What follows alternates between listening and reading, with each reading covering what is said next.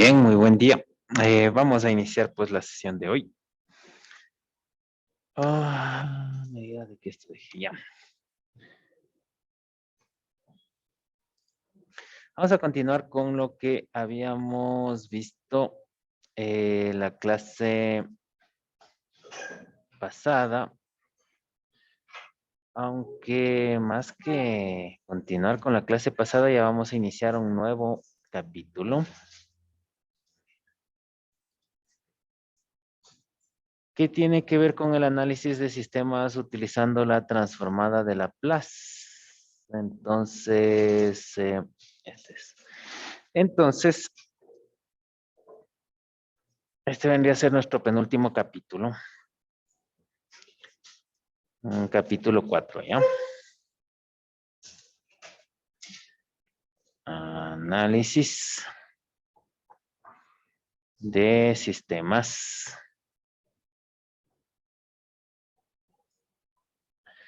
LTI, lineales invariantes en el tiempo, ¿no? Usando ¿Y quién no está compartiendo? la transformada de Laplace. ¿No se está compartiendo? ¿Cómo así? Ahí. Ahí sí se ve. Sí. Sí, ahí sí. Ahí sí ya se ve. Ya. Usando la transformada de Laplace.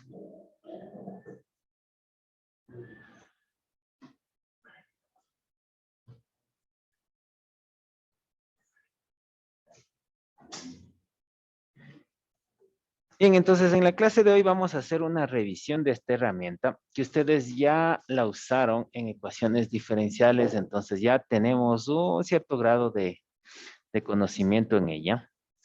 Y lo único que vamos a hacer es ir anotando quizás algunas cosas nuevas que pueden ir en el camino. Entonces, vamos a empezar con una definición. Y pues al tratarse de una transformada, prácticamente vamos a tener exactamente la misma función, la misma labor que lo que hacía la transformada de Fourier, cambiar o transformar un dominio en otro, ¿no? Recuerden que era una especie de cambio de variable, pero variable de distinto tipo. En el caso de Fourier íbamos de una variable real continua a una compleja continua también. Entonces, en este caso, pues también es una transformación de ese tipo donde vamos de la parte real a la parte compleja. Entonces, transformada de Laplace mapea el dominio del tiempo al dominio de también le suelen llamar frecuencia compleja nada más, no angular, realmente no, S. Bien, entonces un poco para recordar o graficar lo que hacía una transformada. Si nosotros tenemos una señal en el tiempo, aquí está el eje del tiempo, y aquí puede ser una señal cualquiera X de T. Usted la va a tener así, por ejemplo. Lo que hace esta transformada es tomar todo este eje, todo este dominio, y mediante una expresión que ya la vamos a ver, pues transforma ese único eje en dos ejes complejos, denominado plano S, que ahora vamos a ver también un poquito más luego, donde la parte real es sigma y la parte imaginaria es J omega. Entonces, aquí yo tengo el tiempo, elemento de los reales positivos, pasa mediante la transformada de Laplace, pues a hacer una S que va a ser sigma, parte real, más J omega, omega, parte imaginaria, en cambio, elemento de los complejos. Y pues la gráfica de una expresión compleja en cuanto a función, pues se podría realizar desde la perspectiva de la parte real, parte imaginaria, pero normalmente aquí lo que se suele graficar es únicamente puntos esenciales dentro de lo que es la transformada de Laplace. Puntos que ya veremos un poquito más adelante. Se los suele representar con ceros y X. En fin, estos, reitero, veremos un poquito más adelante. Bien, entonces prácticamente la transformada de Laplace podría decir usted va de sigma más j omega. Si la comparo con Fourier nada más está ese sigma de más y tendríamos una parte real en la variable compleja. Debería ser lo mismo, pero realmente no es lo mismo. Este sigma, esta parte real que tengo aquí, pues cambia completamente todo lo que en la práctica teníamos antes con Fourier. La forma de obtenerla, una de las demostraciones que al menos he visto dentro de las fuentes bibliográficas es la siguiente. Por ejemplo, si aquí nosotros tenemos un sistema lineal invariante en el tiempo y tengo una señal de entrada x de t, la cual es un exponencial e a la st, y este sistema tiene una determinada respuesta al impulso h de t y queremos averiguar la salida y de t. ¿Cómo averiguamos esta salida y de t? Esta y de t, en definitiva, ya conocimos en el capítulo 2, lo puedo hacer mediante la convolución. X de t, convolución h de t, o, como es conmutativo, h de t, convolución x de t. Aquí, por ejemplo, si opto por esta forma, tendríamos la integral del menos infinito al más infinito de la h de tau, la x de t menos tau. En este caso, nosotros estamos tomando en cuenta una x de t exponencial e a la st. Esta s, pues, con variable compleja, como vemos acá. Entonces, el momento en que nosotros reemplazamos esto, me quedaría h de tau, integral del menos infinito al más infinito. Quedaría e a la s y la t reemplazaría por t menos tau, de esta manera, d de tau. Aquí yo puedo distribuir prácticamente esta S en estos dos términos que tenemos ahí y inclusive separar esto en dos exponenciales. ¿A qué me refiero? Aquí quedaría, por ejemplo, E a la ST menos S tau. Tengo un exponencial con una suma, pues simplemente se lo separa la misma base con cada uno de los términos de la suma que tenemos en este exponencial. Entonces ahí nos quedaría y de t va a ser igual a la integral del menos infinito al más infinito h de tau multiplicado por e a la st multiplicado por e a la menos s tau d de tau. Esta e a la st puede salir fuera de la integral, puesto que tomen en cuenta que la integración se está realizando en función de la variable tau. Entonces la variable t, pues, simplemente es una constante. Entonces lo que nos va a quedar aquí es e a la st multiplicado por la integral del menos infinito al más infinito h de tau e a la menos s tau d de tau. Noten que esta de aquí viene a ser o viene a simbolizar mi misma señal de entrada, mi misma x de t, pero multiplicado una constante que debe serlo así, es decir, esta integral debería converger y darme como resultado una constante. Esta constante adicional que se añade en este ejercicio que hemos hecho, pues justamente es la que sirve como definición para la transformada de Laplace, en este caso bilateral. Es decir, aquí me quedaría e a la st, por ejemplo, multiplicado simplemente por un h de s, donde este h de s es la transformada de Laplace de h de t, por darle una letra nada más.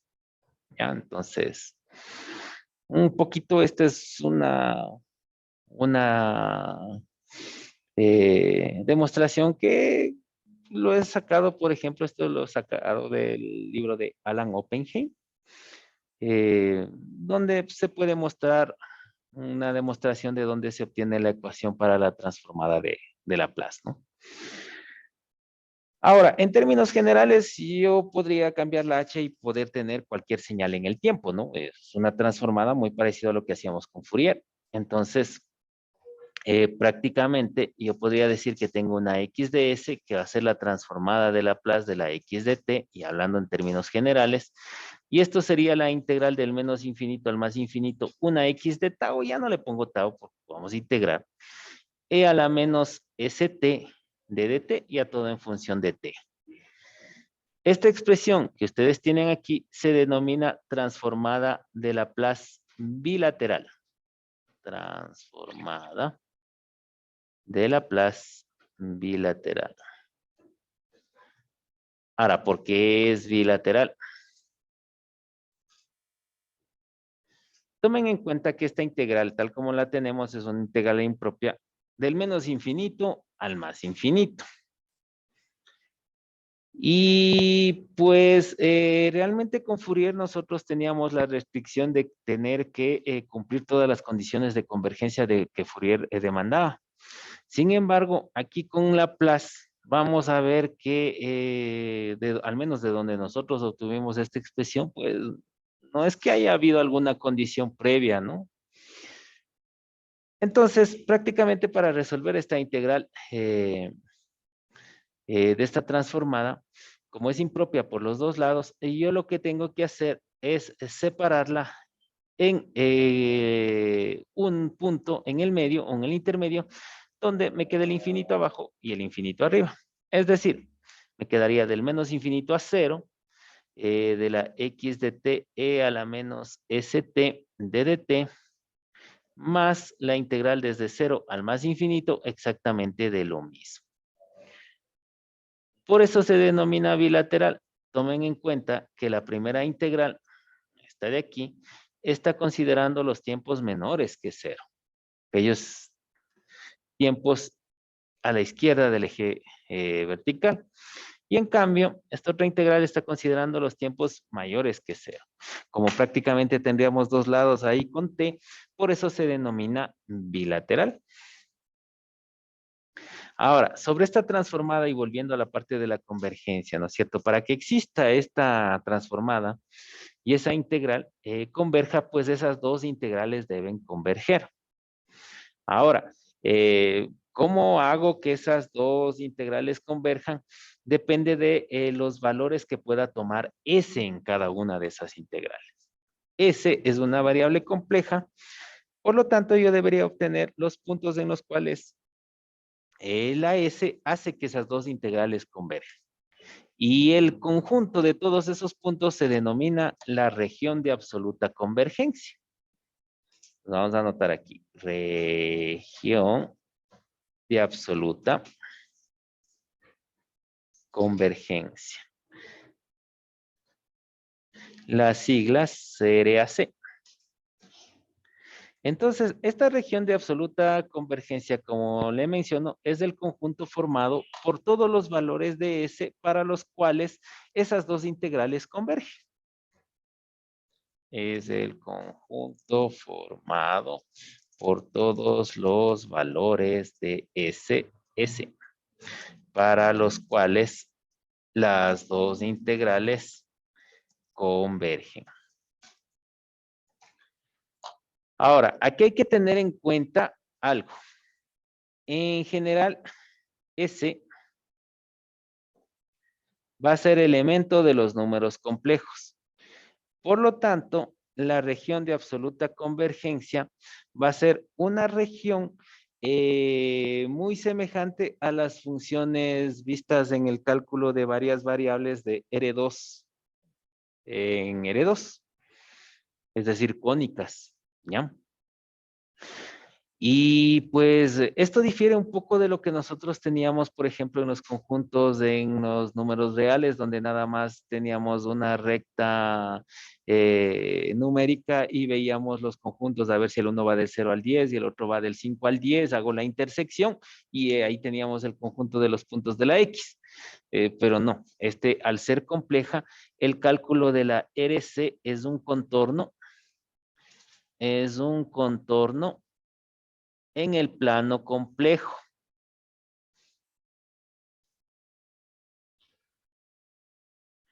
Y al ser un contorno en el plano complejo, pues realmente hallar esta región de absoluta convergencia a menudo puede ser mucho más complicado que resolver estas integrales. Y de hecho lo es. En la práctica, hallar la región de absoluta convergencia puede tornarse En un proceso matemático tedioso es la palabra. En un proceso matemático complejo. Bien, entonces yo tengo que, para hallar transformada bilateral de Laplace, primero hallar la región de absoluta convergencia, y en virtud de eso, pues se resuelven estas dos integrales, y en virtud de eso se halla la transformada de Laplace de cada señal, dependiendo de lo que yo vaya a utilizar. Y realmente, pues eso sería complicado de no ser por lo siguiente. En la práctica, nosotros no trabajamos con tiempos menores que 0, excepto aplicaciones avanzadas en las cuales mi sistema tiene almacenado algún tipo de energía o memoria, y yo necesito que eso se conserve en la aplicación de esta transformada, ¿ya? Ahí puedo aplicar yo la transformada bilateral. Otro ejemplo donde yo puedo aplicarlo, si es que mi variable deja de ser tiempo y se convierte en distancia, por ejemplo, en función de X, todo eso. Entonces ahí yo no contemplo una distancia negativa, sin embargo, pues puedo tener una distancia hacia un lado, a la derecha, positiva, y hacia la izquierda, negativa, o en un sentido o en otro sentido. Y también podría aplicar tranquilamente esta transformada. Pero cuando mi variable es tiempo, realmente no, porque tiempos inferiores a 0 no los voy a tener. Entonces, como en la práctica, podemos poner como en la práctica y en la mayoría de los casos, el tiempo es mayor o igual a 0, nosotros simplemente definimos como x de s la transformada de Laplace de x de t, y esto sería igual a la integral desde 0 al infinito nada más. Me quedo con el lado positivo. X de t e a la menos st d de t, y se define lo que se conoce como la transformada unilateral de Laplace, o simplemente transformada de Laplace. De Laplace unilateral. Esta es la transformada que ustedes estudiaron en ecuaciones, la que ustedes aplicaron. Y la que se aplica más ampliamente, justamente por esta razón que le estoy mencionando.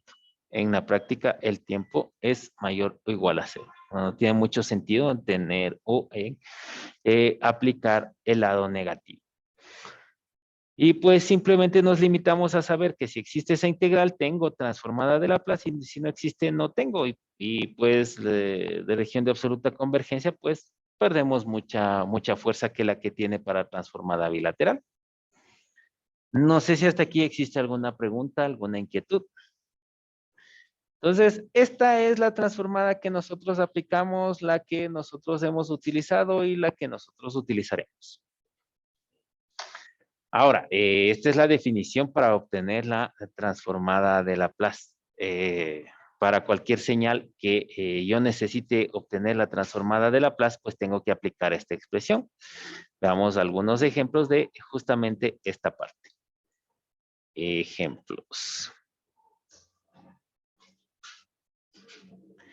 Ejemplo, nada más. Pongamos hallar la transformada de Laplace de, y supongamos que aquí me dice simplemente x de t igual a u de t, escalón unitario, o no pongamos u de t, pongamos un exponencial mejor. E a la t, muy parecido a lo que teníamos con Fourier. Ten en cuenta que este e a la t iría desde el menos infinito al más infinito. Pero como aquí me dice transformada de Laplace, y yo ya sé que en la mayoría de los casos yo trabajo con unilateral, de hecho, si usted va a trabajar con bilateral hay que especificar, y le van a especificar ahí, o empleando la transformada de Laplace bilateral. A la unilateral no se especifica, si no le dice nada ahí, eso es unilateral, ¿ya? Entonces, nos dice hallar la transformada de esta señal. Entonces, la x de s, que es la transformada de Laplace de la x de t, vendría a ser la transformada de Laplace de esta exponencial, e a la, Vamos a ponerle menos, ¿ya? E a la menos AT, de esta manera.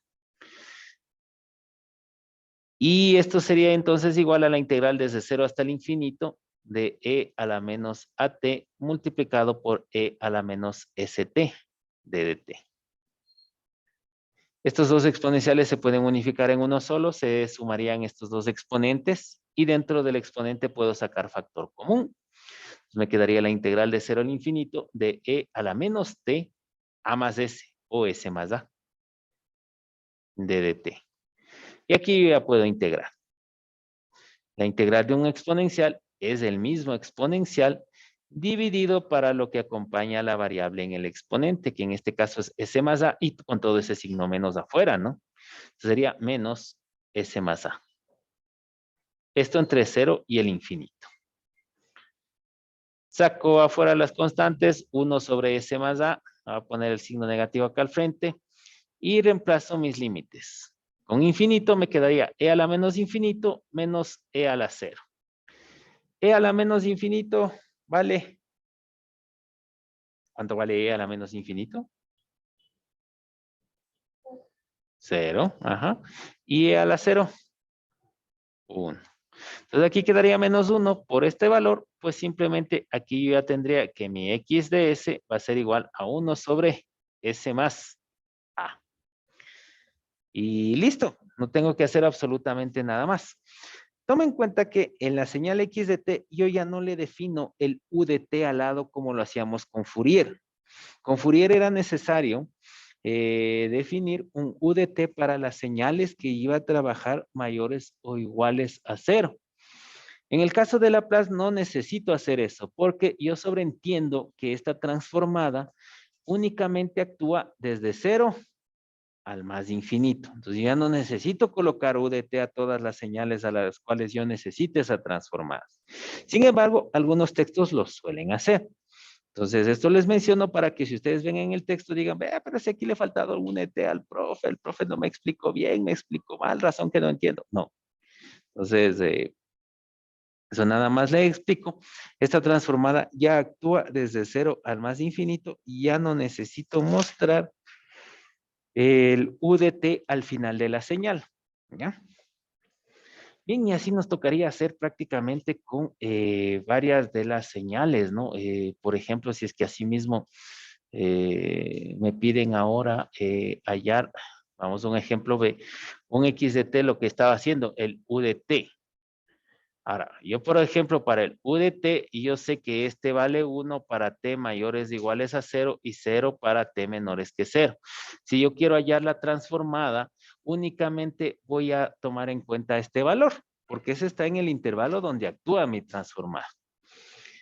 Entonces, mi X de S, que es igual a la transformada de Laplace de la X de T, que en este caso va a ser igual a la transformada de Laplace de U de T, va a ser igual a la integral desde 0 hasta el infinito del 1, que le pongo el 1, pero 1 multiplicado por cualquier cosa, pues usted sabe que eso es cualquier cosa. Simplemente me quedaría la integral de este exponencial. Entonces, la integral del exponencial, ya vimos, es el mismo exponencial dividido para lo que acompaña en la variable, este caso, menos t. Menos s, perdón. Estamos integrando con respecto a t. Esto entre 0 y el infinito. Entonces saco la constante que en este caso sería menos 1 sobre s y reemplazo. Nuevamente me queda e a la menos infinito menos e a la 0. Usted ya sabe a qué es igual esto. Este de aquí se hace 0, este de aquí se hace 1, me quedaría menos 1 por el 1 sobre s y prácticamente aquí yo ya obtengo la respuesta. La transformada de Laplace de U de t simplemente es 1 sobre s. Y ya está. Entonces, y así me tocaría ir sacando cada una de las transformadas dependiendo de la señal que yo necesite. Algunas serán mucho más difíciles que otras. Estas aquí he tomado los ejemplos quizás más fáciles, un poco en honor al tiempo y otro más que nada solo para mostrar el proceso. Pero felizmente alguien ya hizo este trabajo sucio y ya lo hizo por nosotros ahí. realmente ya está hecho. Y ese trabajo se recoge en las propiedades de la transformada de Laplace, es decir, en las tablas que ya se tienen. Entonces, vamos aquí a colocar las propiedades de la transformada de Laplace, las más importantes, las que al menos con más frecuencia se pueden llegar a manejar. Pues veamos esto. Propiedades. Propiedades de la transformada de Laplace.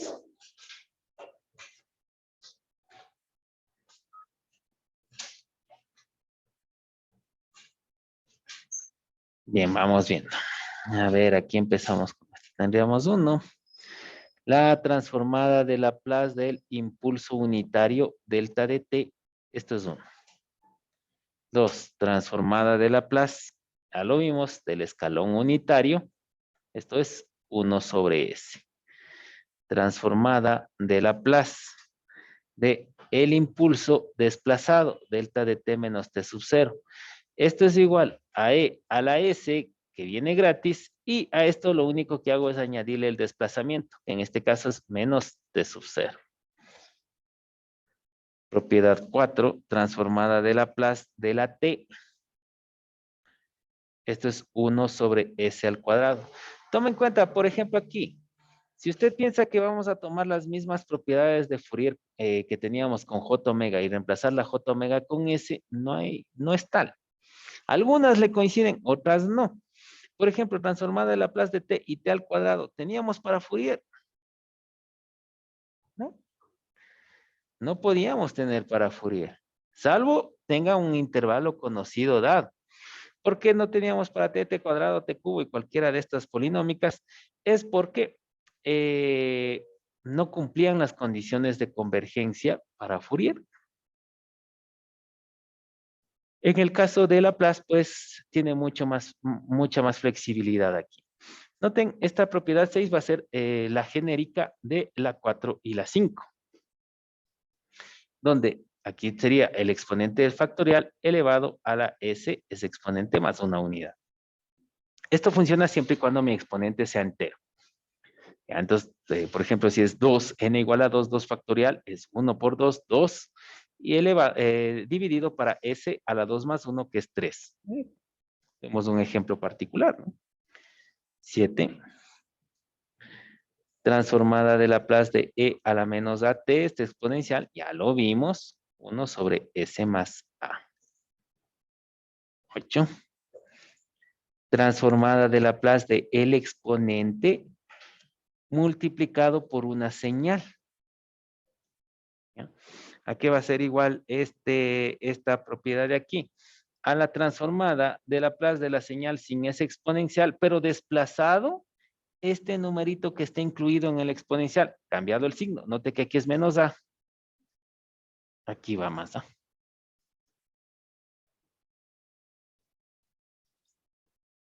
9, transformada de Laplace de t multiplicado por x de t. Aquí nosotros tenemos menos la derivada de x de s con respecto a s. Alcanza la última. 10. Transformada de Laplace de la x de t sobre t. Esto va a ser la integral desde el menos infinito hasta la s sería. De la x de u de du. Es decir, la integral de la transformada de Laplace de la x de t, como que no hubiera la t. Está dividido para t. Estas son mayúsculas, ¿no?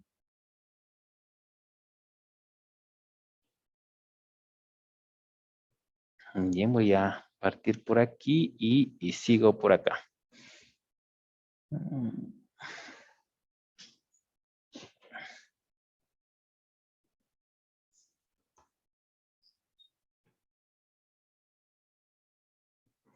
Ya.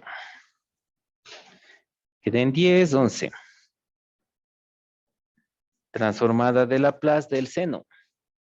Seno de omega t. Esta va a ser igual a omega sobre s al cuadrado más omega al cuadrado.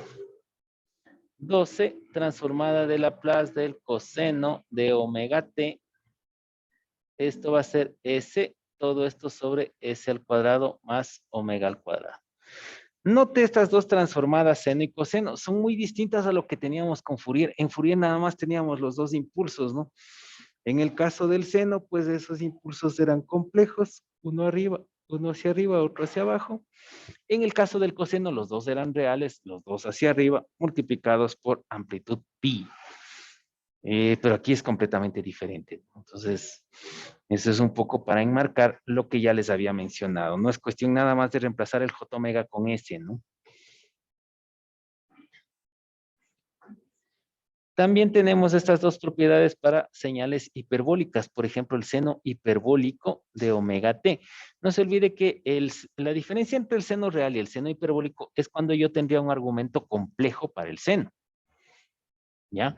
O en su defecto, de la forma compleja del seno que teníamos e a la j teta menos d a la menos j teta sobre 2j, simplemente elimino todas las j de esas fórmulas y tengo las expresiones para las señales hiperbólicas. Pero si elimino las j van a ser exponenciales reales. Entonces, las funciones hiperbólicas, seno y coseno, ¿son arreglos de exponenciales reales? La respuesta es sí. Oh, ¿y por qué no ponemos nada más los exponenciales reales y nos evitamos tanto trabajo con los complejos? Bueno, realmente tienen algunas ventajas del trabajar con estas hiperbólicas, pero dentro de esto está el uso de la transformada directamente. Sin embargo, pues usted tiene las dos opciones. Trabajar ese tipo de señales como hiperbólicas o como un arreglo, suma o resta de exponenciales reales. Bien, entonces, ¿eso qué es igual? Es exactamente la misma fórmula que tenemos para el seno normalito. Omega, todo esto sobre S al cuadrado, pero en lugar de más, menos. Lo único que cambia. Lo mismo para el coseno. Pero él tiene la S arriba, ¿no?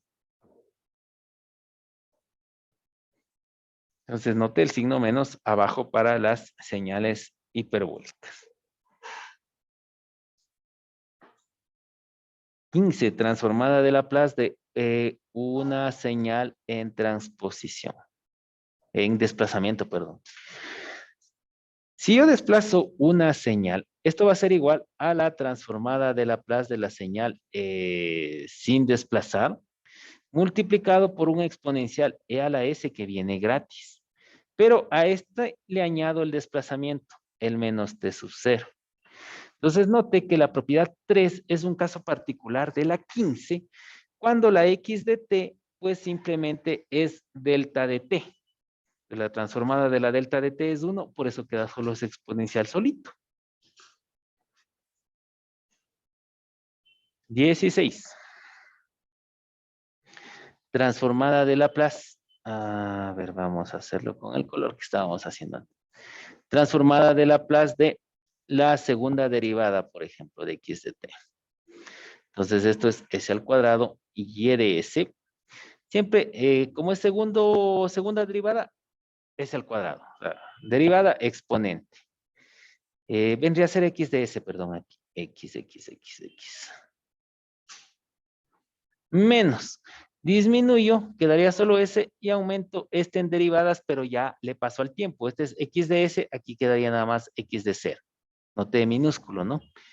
Y menos x' de 0. Esto es x de 0 y esto es x de prima de 0, están en el tiempo y estos x de 0, x de s, perdón, esos sí son mayúsculas, son transformadas. 17, transformada de Laplace de x' de t. Esto también va a ser S y E de S menos simplemente X de 0 aquí. ¿Ya? Le podría poner al cubo a la cuarta y la tónica sería muy parecida a la 16. O sea, va bajando el exponente, va subiendo la prima en en la señal evaluada en 0 en el tiempo. Pero realmente nosotros a mano, cálculos a mano con derivadas, nada más manejaremos hasta esta segunda derivada. Por eso no le pongo la fórmula general. En la 18, linealidad, tengo una constante multiplicado por una señal más otra constante multiplicada por otra señal. Distribuyo mi Laplace y saco afuera las constantes. Esto quedaría a f de s más b g de s.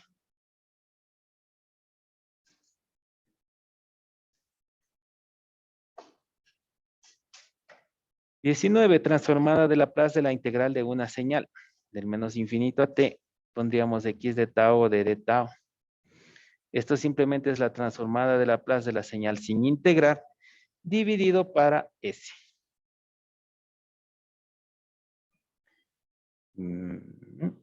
20.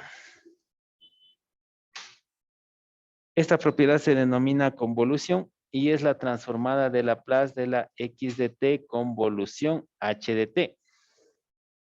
¿Qué se volverá esto? Multiplicación, ¿no? X de s por h de s.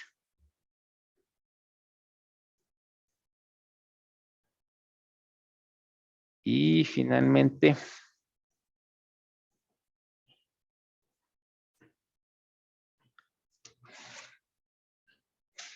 multiplicación 21.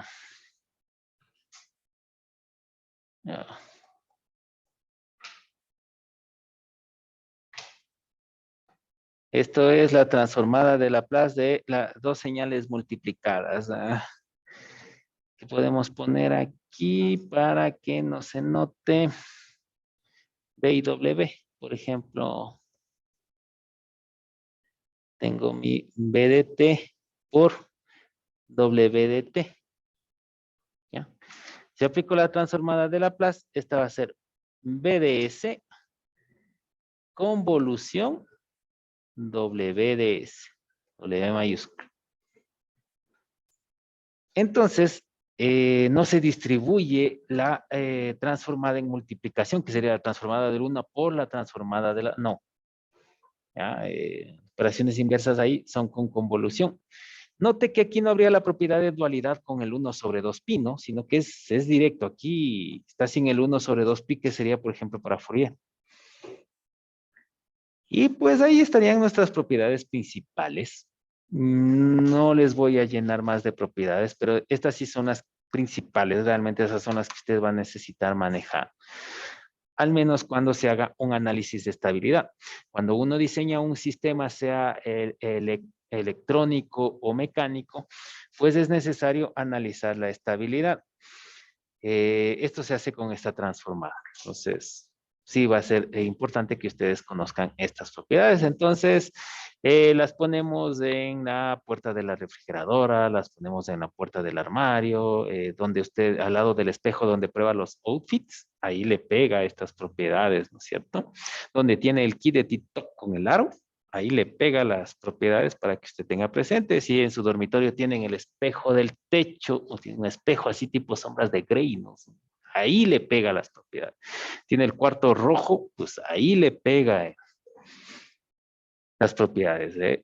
Donde usted vaya y esté usualmente. Pega las propiedades para que las vaya asimilando y aprendiendo. Aquí veremos algunas realmente por uso, pero están las principales aquí, ¿ya? Bien, y el primer uso que vamos a dar a estas propiedades es en la transformada de Laplace inversa. Y al igual que con Fourier, recuerden, nosotros teníamos una integral para transformación de inversa directa. Y con Laplace también hay, pero con Fourier sí podemos aplicar esa integral. Con Laplace no vamos a poder, ya vamos a ver por qué. Transformado de Laplace inverso. Inversa. Inversa. Bueno, concretamente la transformada de Laplace inversa de la x de s que me daría como resultado la x de t es una integral, viene con 1 sobre 2pi, desde, lo suelen poner así, sigma menos j infinito a sigma más j infinito de la x de s e a la st, y aquí viene el problema, de ds. Ahora, viéndola así de reojo, usted dice, pero sí está parecida a la de Fourier, ¿por qué no podemos aplicar eso? Por la siguiente razón.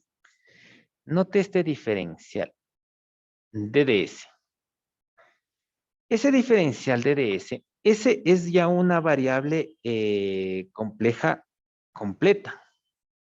¿A qué me refiero completa? Tiene su parte real y su parte imaginaria.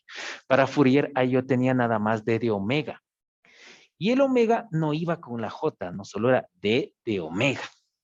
Y era una integral real que implicaba tener ahí expresiones complejas. Esta no, esta es una integral compleja pura. Y las técnicas para resolver integrales complejas, pues son, como su nombre lo indica, complejas. Realmente son complicadas y pues son todo un mundo aparte. Entonces, si es que usted por ahí tiene alguna curiosidad, ¿no? Está navegando por ahí por el internet y puede poner ahí métodos de resolución de integrales complejas y pues va a hallar algunos y no son fáciles, ¿no?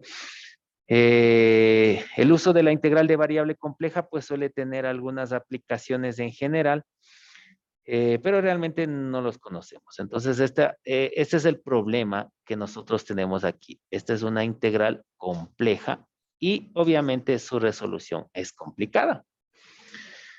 Y bueno, y entonces, ¿qué vamos a hacer a cambio de esto? Pues lo que hacíamos con Fourier.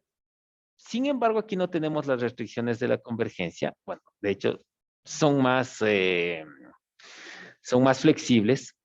Y pues lo que haremos serán fracciones parciales más el uso de las propiedades. Pero la aplicación de esta técnica pues es mucho más amplia de lo que teníamos para Fourier. Muchísimo más. Y listo. Eso es un poco de lo que tenemos que ver acá. Entonces vamos a ver un ejemplo medio completo para ver cómo actúa y veremos los casos de las fracciones parciales, más que nada la aplicación de la fracción parcial y la aplicación de otra inversa que también suele ser importante. Y prácticamente esperamos ya terminar con esto. Entonces, ejemplo. Estoy avanzando esta parte un poco rápido porque entiendo que usted ya conoce de esta transformada. Usted ya la maneja, es experto ya en esto. Hallar.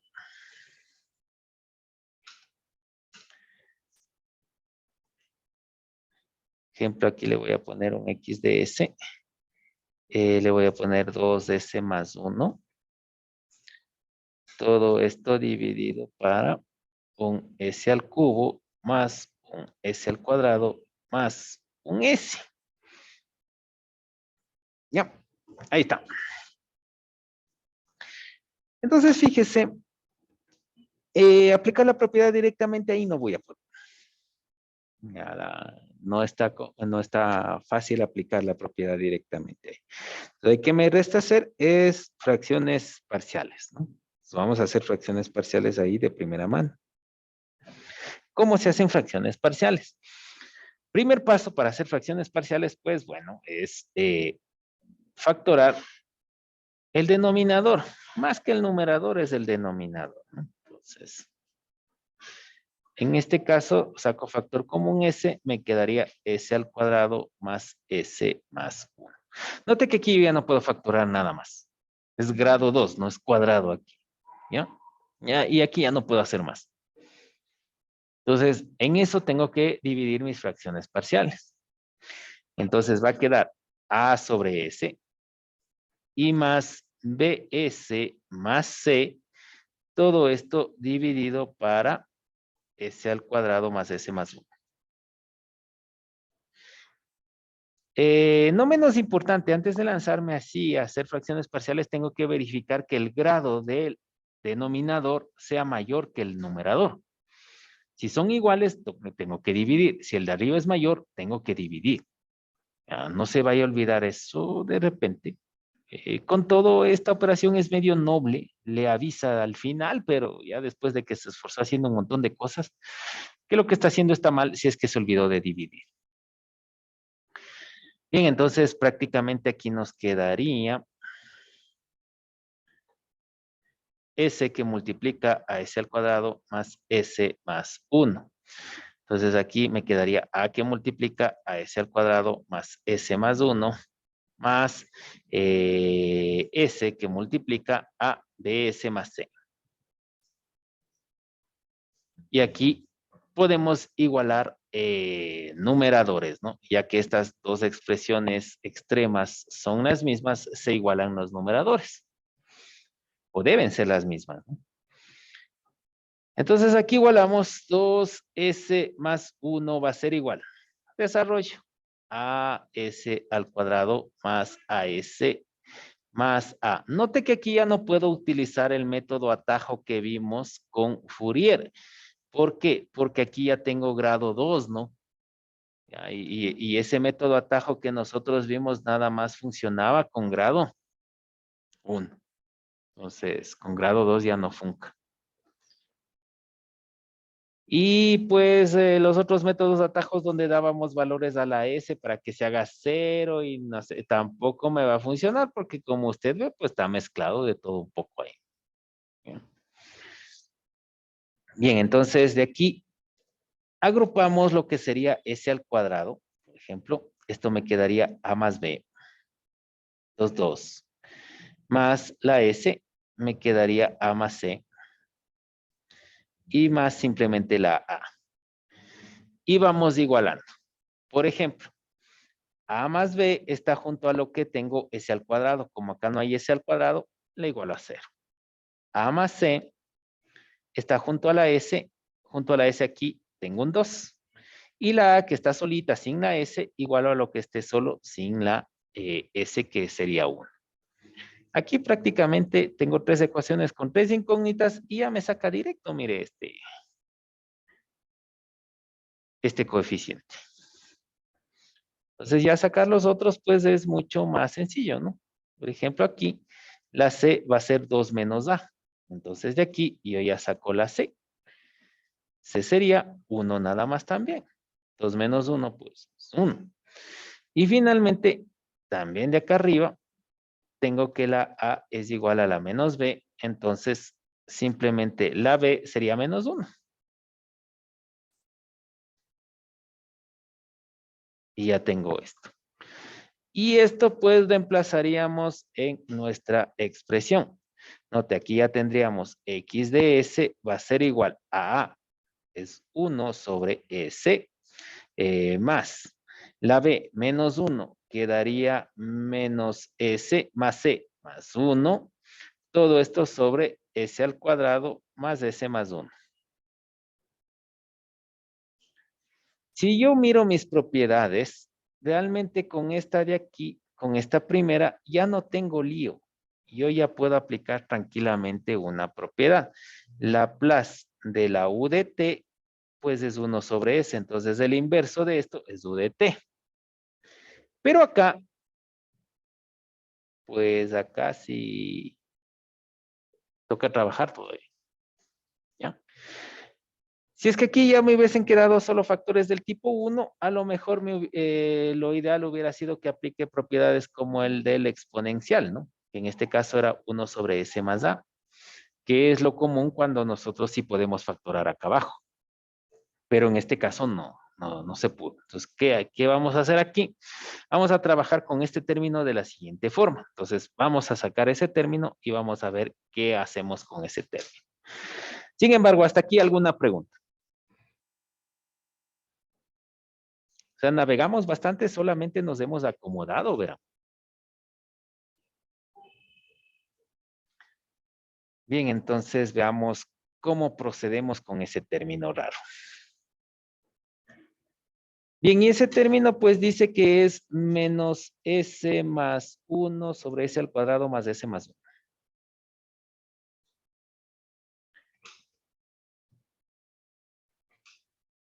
A ver, ¿cómo vamos a proceder con ese término de ahí? Para proceder con ese término de ahí necesitamos un pool nuevo de propiedades que lo vamos a obtener de la siguiente forma. Por un lado, nosotros tenemos que Laplace del seno de omega t es igual al omega sobre s al cuadrado más omega al cuadrado. El Laplace del coseno de omega t es igual a s, todo esto sobre s al cuadrado más omega al cuadrado. Y aparte de eso, tengo que Laplace de un exponencial junto a una señal x de t, pues es la transformada de Laplace de esa señal, pero desplazado este exponencial cambiado de signo. Entonces, la idea es fusionar estas tres propiedades para obtener dos completamente nuevas, donde la x de t de la última propiedad sea el seno y sea el coseno. Haciendo eso, lo que nos va a quedar es lo siguiente. El Laplace, por ejemplo, de e a la menos at con el seno de omega t va a ser igual. Exactamente lo mismo de lo que era la transformada del seno. Es decir, omega, todo esto dividido pero en lugar de la s, noten que debe ir s más a, lo que está junto al exponencial cambiado el signo. Es decir, s más a al cuadrado más omega al cuadrado. ¿Ya? Lo mismo para el coseno. Laplace de e a la menos at coseno de omega t. Pero el coseno tiene una particularidad con respecto al seno, pese a que abajo es lo mismo, que tiene la s arriba. Entonces, en lugar de la s que tiene que ir, s más a.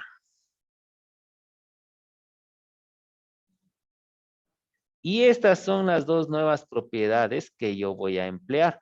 Ojo, estas propiedades también es factible obtenerlas con los senos y cosenos hiperbólicos. La diferencia sería que abajo me quedaría el signo menos. Oiga, ¿y cómo saber cuándo aplico el hiperbólico y cuándo aplico este? Dependiendo de lo que me quede cuando haga lo siguiente. Pero bueno, entonces, esas otras dos propiedades que acabo de obtener aquí son las que yo voy a emplear. ¿Ya? A partir de esta expresión que tengo aquí. Oiga, pero abajo solo tiene s al cuadrado y allá tiene s más a y todo eso al cuadrado. ¿Cómo le hacemos? Completamos el trinomio cuadrado perfecto. Entonces, lo primero que se tiene que hacer acá abajo, pues es completar el trinomio cuadrado perfecto. Trinomio cuadrado perfecto es un nombre que le dio un autor antiguo, que quizás usted no escuchó ni sabe que es un trinomio cuadrado perfecto, es más. Entonces, ¿qué es un trinomio cuadrado perfecto? Cuando nosotros elevamos un binomio al cuadrado, esto es el cuadrado del primero más el doble producto del primero por el segundo, más el cuadrado del segundo. Esto de aquí es un trinomio cuadrado perfecto. Ah, ya, entonces tiene que ponerle un binomio y todo eso al cuadrado. Sí, a eso hay que ajustar. ¿Cómo? Ajustamos de la siguiente manera. Prácticamente lo que yo voy a tener es expresiones de AS al cuadrado más BS. Y la idea aquí es sumarle un término que con ese término quede trinomio cuadrado perfecto. Entonces, ese término yo le voy a llamar G. Cuando yo sume esto, simplemente vamos a quedar con la raíz de AS más la raíz de la G y todo esto va a ser al cuadrado y va a ser un trinomio cuadrado perfecto como el que tenemos acá. Obviamente medio feo con eso de las raíces, pero me interesa que quede A y B porque van a ser los números que acompañan arriba a la S al cuadrado y a la S. Bien, entonces, basado en esto, esta B tiene que ser el doble producto de la raíz del primero con la raíz del segundo. Y de aquí tengo que despejar la G. Entonces, esto es facilito, ¿no? Quedaría B al cuadrado igual a 4AG. Y si despejo la G, me queda una formulilla que si es que usted desea, le puede tener en cuenta. Por ejemplo, yo esta fórmula no me la sé, pero me sé cómo deducir.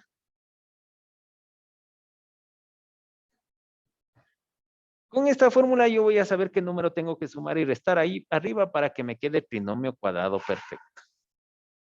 Bien, entonces esta formulita y toda esta ciencia que tengo aquí, voy a aplicar acá arriba.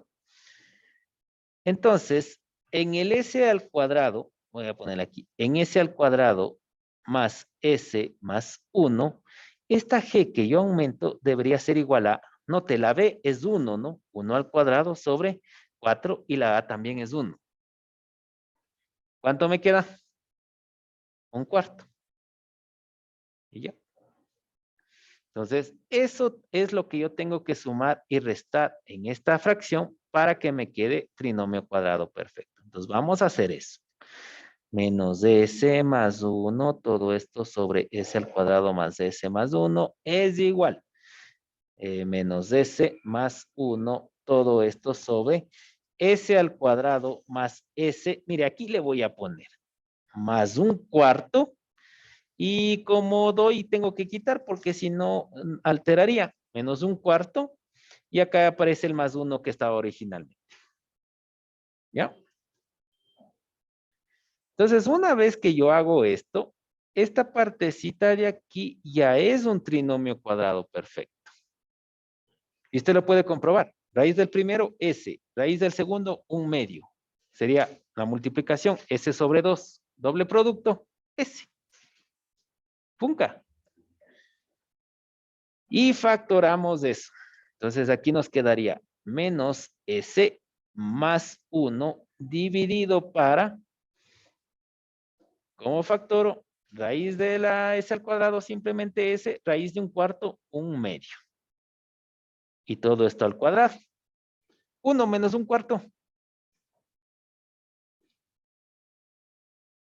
3/4, ¿no? O 0,75. Ya.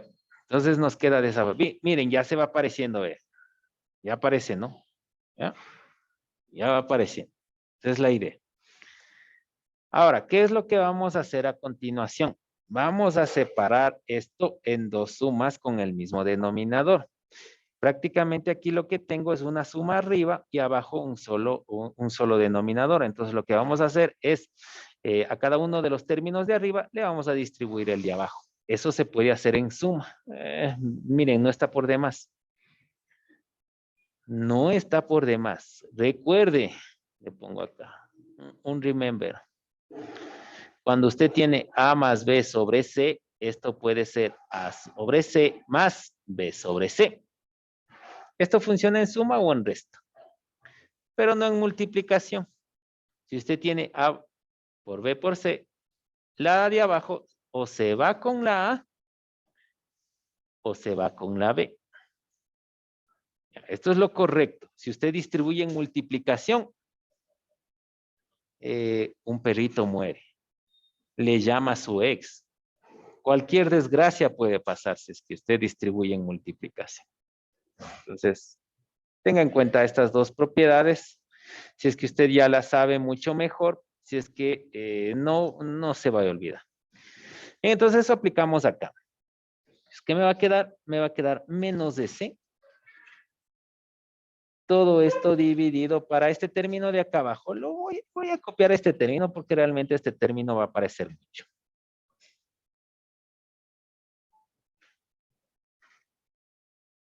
Entonces tendríamos ahí.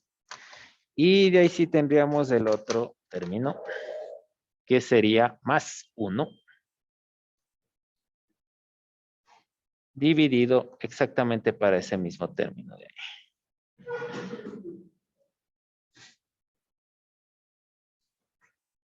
Y ya. Listo. Ahora, ¿para qué hice esto? Note que yo tengo un término con S y otro que no tiene S. El que tiene S, yo tengo que ajustarle a la parte del coseno, que es el que tiene S acá arriba. Y el que no tiene S, tengo que ajustarle a lo que tiene el seno acá arriba. Pero todavía no voy a hacer nada con este segundo término. ¿Por qué? Porque cuando yo trate de acomodar este que tiene S, van a salir más términos con número que se me van a sumar a este de acá. ¿Ya? Entonces, pude haber hecho eso en esta parte o pude haber hecho primero el acomodo acá arriba para no tener que escribir más. Bueno, realmente como usted desee. Yo me acomodo un poquito mejor así. Bien, entonces, ¿qué es lo que vamos a hacer? Esto de aquí solo tengo una S, pero yo debería tener S más un medio, según la fórmula que tengo acá arriba. Ven, es S más A sobre S más A al cuadrado, más omega al cuadrado. Entonces, como tengo solo una S, ¿qué toca hacer? Sumar y quitar. Pero tengo un estorbo aquí. Este estorbo que yo puedo tener aquí puede ser un número o puede ser un signo menos, que sería un menos 1 aquí. Entonces, ¿cómo procedo ahí? Podemos proceder simplemente sacando ese menos ahí afuera y tenerlo en cuenta al final. Pero por ahí podría tener un doble menos y, vea, los signos menos son muy peligrosos. Insisto, son como cuando le preguntan y le dicen, ah, chévere tu compañera de señales, ¿no? Pasas bastante tiempo. Y si usted no considera con pinzas ese comentario, se puede meter en problemas. Así son los signos menos. Entonces, realmente hay que tomarlo con pinzas, ¿no? Entonces, realmente yo lo prefiero trabajar como un número. Y, por ejemplo, aquí yo dejaría este signo menos y dentro de este signo menos, ahí le voy a aumentar el 1/2 y le voy a quitar el 1/2 que yo necesito. ¿Ya? Oiga, pero ahí se va a hacer 0. Tranquilo. Espere un ratito. Ya vamos a ver cómo queda. Entonces, acá abajo queda exactamente lo mismo. Y el otro término de acá, pues, prácticamente ese no le voy a trabajar todavía. Ya mismo le trabajamos a ese término. Quedaría 1 sobre. Y quedaría exactamente lo mismo. Ese le dejo igualito. Yep. Ahí está. Bien, entonces, ahora, este signo menos que tengo aquí le voy a distribuir. Simplemente le voy a distribuir al conjunto del S más 1/2, que es el que yo necesito, y le voy a distribuir para este menos 1/2. ¿Ya? ¿Cómo me va a quedar? Menos S más 1/2 menos más 1/2. Oiga, pero esto pudimos haberlo aplicado de una. Si es que usted es buenazo para los signos de agrupación y no se va a equivocar, dele. Pero si se va a equivocar y todavía tenemos problemas con que las llaves y los paréntesis deben existir o no, hágalo así, paso por paso.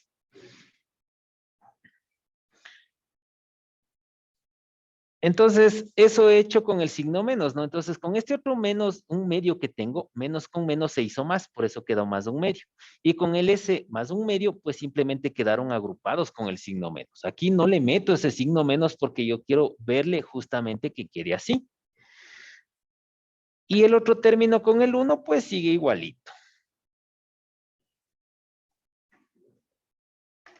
Aquí todavía no pienso hacer nada por el momento. Ya mismo llega el momento de eso.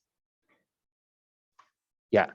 Y acá, como ya tengo dos términos arriba, vuelvo a dividir como lo hice acá con estas propiedades del remember. Es decir, lo de abajo se va a ir con esta parte y ya está acomodado. Y se va a ir con esta parte que será el 1/2. Y aquí note que no tengo que estar considerando que el menos, que no sé qué. Si yo sacaba este menos de acá fuera como raya de fracción y así el acomodo, ahí me tocaba tener en cuenta ese menos. Y créanme si hubiera olvidado. Es como, chuta, me das estilando el arroz después de 10 minutos. O sea, no, fracaso. Ese día comemos pasteles de arroz, así es. Entonces, no. Preferible es tratarlo a este signo menos como le indiqué, junto a la S y dentro de ese signo menos sumar y restar. Me demoro un pasito más, pero vale la pena. Bien, entonces aquí separo esta parte nuevamente. Lo de abajo se irá con este de aquí y con este de acá. Y en lugar de aquí voy a sacar dos términos y con el de acá serían 3 términos los que voy a obtener. Entonces me queda lo siguiente. Vamos a ver. Entonces, el menos S más 1, le vuelvo a poner la expresión original porque no hay que perder de vista de dónde vinimos. Esto sería igual. Aquí ya me va a quedar, note, me quedaría menos S más 1/2 dividido para, bueno, mi denominador. ¿Dónde está mi denominador? Aquí está mi denominador. Más 1/2 dividido exactamente para el mismo denominador. Casi. Ya. Y más el otro término que teníamos ahí. Más era, ¿no? Sí, más 1. Entonces, ahí estos dos términos finales, como son números nada más lo que tengo arriba, yo los puedo sumar. Y 1 más 1/2 es... ¿Cuánto es 1 más 1/2? 1/2 más grande.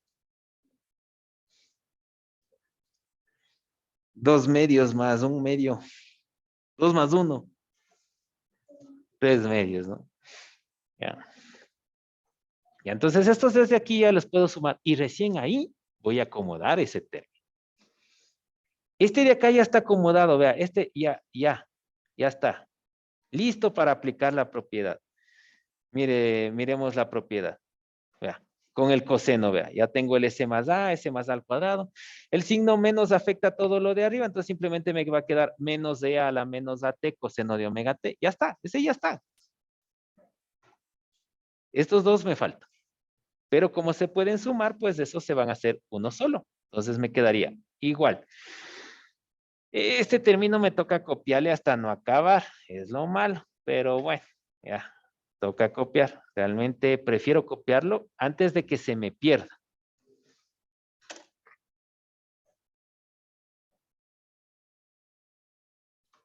Ya. Y acá me quedará 3/2. Entonces vamos a cambiar aquí de color para tener en cuenta. 3/2. Y sería dividido para exactamente mi mismo denominador. Ahora, este tengo que acomodarle a lo que es el seno o la fórmula con el seno que yo tengo aquí. Pero arriba no es que pueda estar cualquier número. ¿Qué número tiene que estar? Omega. Bueno, ¿y cuánto vale omega? Vea, abajo tiene el omega al cuadrado. Entonces, resulta que en estas expresiones que están aquí, este 3/4 de aquí, pues es el omega al cuadrado. Ah, ya. Entonces, si es que yo tengo omega al cuadrado igual a 3/4, el omega solito sería la raíz de 3/4. O raíz de 3/2, ¿no? Y este es el número que yo debería tener arriba. Pero no tengo. Tengo solo 3/2. ¿Qué hago? Multiplico y divido ese omega. En este caso, raíz de 3/2 le voy a poner. Raíz de 3/2. Raíz de 3/2. Simplifico, me quedaría no altero, no pasa nada. Y casi estamos listos. Entonces, esto es igual. Este término, pues, es engorroso porque toca volverle a copiar todito y lo único que hay que procurar es no equivocarme al copiarlo de arriba abajo, que ahí sí ya depende de cada uno. Yo era campeón para equivocarme al copiarlo de arriba abajo. Ya, entonces, más. Aquí voy a poner los números que realmente no me sirven, que va a ser el 3/2 de arriba con el raíz de 3/2 de abajo, multiplicado, y aquí sí, ya le voy a dejar el raíz de 3/2, que es el omega que yo necesito, sobre esta expresión. Y ya está acomodado. Prácticamente, aquí ya simplifico estos dos, me quedaría 3 sobre raíz de 3. Eso simplemente es raíz de 3, ¿no? ¿Ya? Y ya está acomodado. Entonces me toca volver a donde yo dejé mi expresión.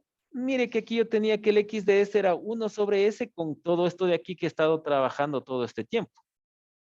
Vuelvo a eso. Entonces, la x de s va a ser igual a 1 sobre s más, aquí tendríamos, bueno, no sería más, sería menos. Aquí sí ya le paso al frente este signo.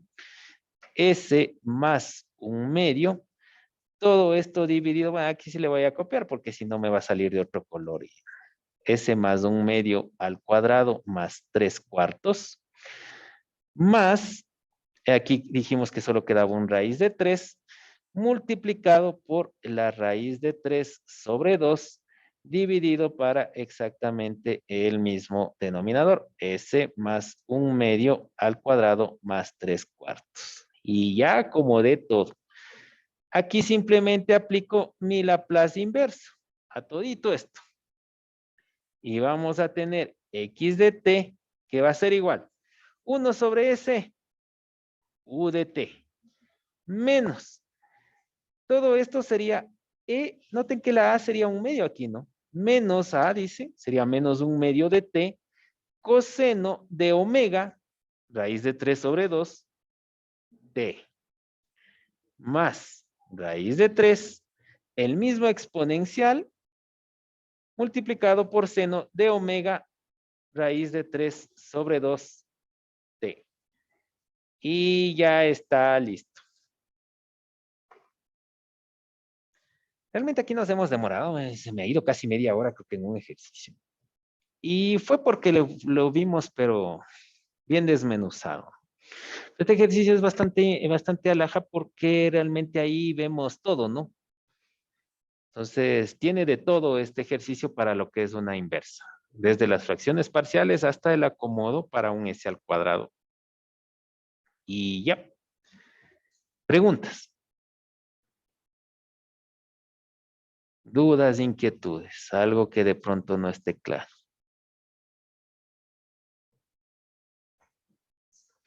Entonces, diga.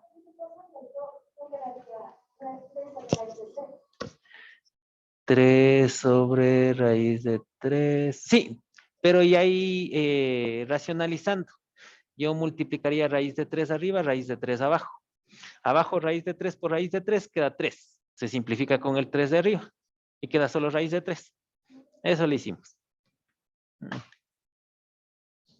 Un poco tener en cuenta, bueno, este de aquí me quedaría 3 sobre raíz de 3, ¿no? Y pues lo que indico es que si es que tenemos 3 sobre raíz de 3, haríamos esto, raíz de 3 arriba, raíz de 3 abajo, me quedaría arriba 3 raíz de 3 y abajo 3. Simplificando, pues simplemente me queda raíz de 3, que es lo que le puse ahí. ¿Qué más? Preguntas adicionales.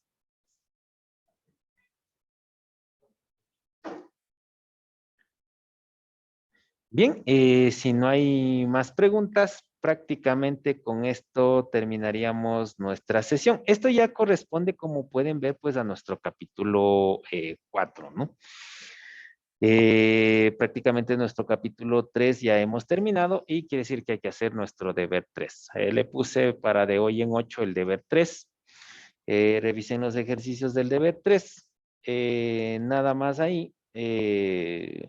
Hacerlos, ¿no? Como práctica. Con esto acabaríamos nuestra sesión